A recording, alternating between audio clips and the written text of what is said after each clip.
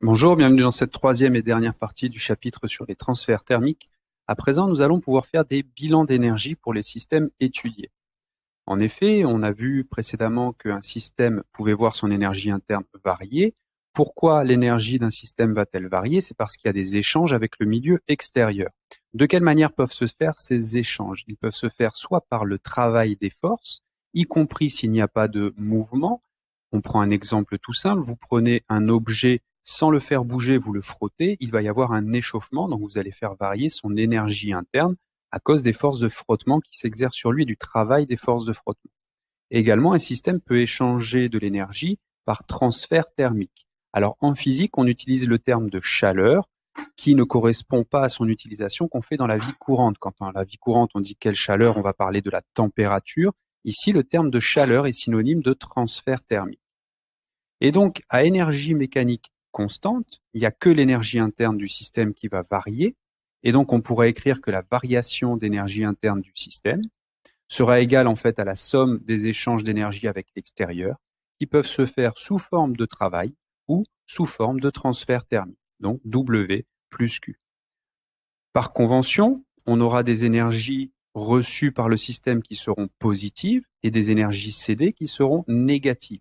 Dans ce cas-là, si la somme des énergies reçues est supérieure à la somme des énergies cédées, on aura bien une variation positive de l'énergie interne, c'est-à-dire que l'énergie interne du corps, du système, va augmenter. Donc, pour représenter ces échanges, on utilisera très souvent une chaîne énergétique avec les flèches qui seront orientées en fonction du sens du transfert thermique.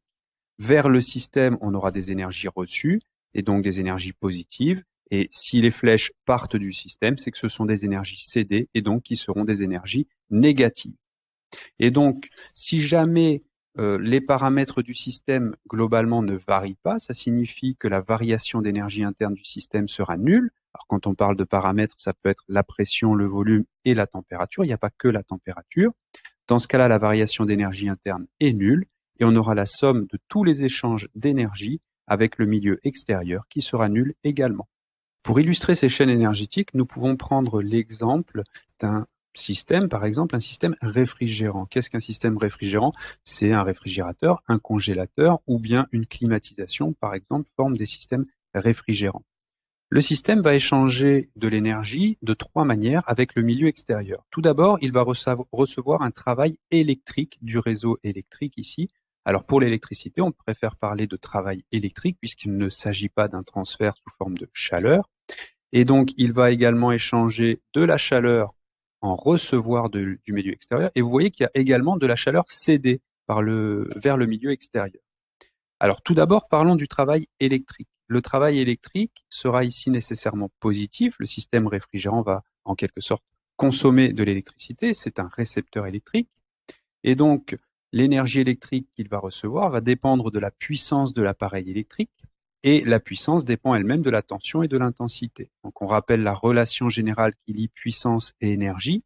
La puissance, c'est égal à une énergie divisée par la durée de fonctionnement. Et donc, la puissance s'exprime en watts pour une énergie en joules et une durée en secondes. Donc, cette relation est générale et n'est pas valable uniquement pour calculer une puissance électrique. Dans le cas de la puissance électrique et donc du travail électrique, c'est-à-dire de l'énergie électrique reçue, eh bien, l'énergie électrique sera égale à la puissance électrique de l'appareil multipliée par la durée de fonctionnement.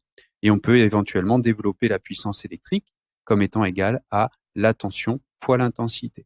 Donc, on obtient la relation que l'énergie, le travail électrique est égal à la tension multipliée par l'intensité multipliée par la durée de fonctionnement. Revenons sur ces échanges, sur les échanges de chaleur entre le système réfrigérant et le milieu extérieur. Vous voyez qu'il y a un échange, donc on a dit un transfert d'énergie thermique reçue et un transfert d'énergie thermique cédée. Ceci explique qu'un système réfrigérant en réalité est séparé en deux compartiments.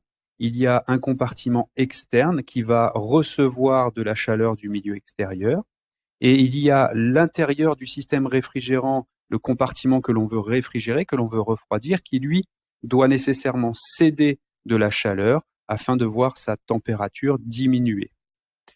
Et donc, globalement, si on est en régime permanent, alors qu'est-ce que le régime permanent? C'est si on laisse la porte du réfrigérateur fermée et qu'il n'y a pas de variation de température ni à l'intérieur ni à l'extérieur du système, dans ce cas-là, l'énergie interne du système sera constante, delta U sera égal à 0.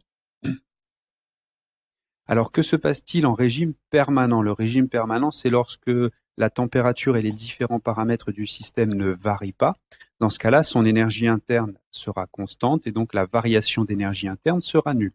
Et donc, on aura la somme de ces trois échanges d'énergie avec le milieu extérieur qui sera nulle également, c'est-à-dire que W, le travail électrique, plus QF, la chaleur reçue, plus QC, la chaleur cédée, doit être égal à 0. Avec QC qui sera donc négatif, c'est encore une fois un transfert thermique vers l'extérieur, QF qui sera positif et le travail électrique qui sera positif également.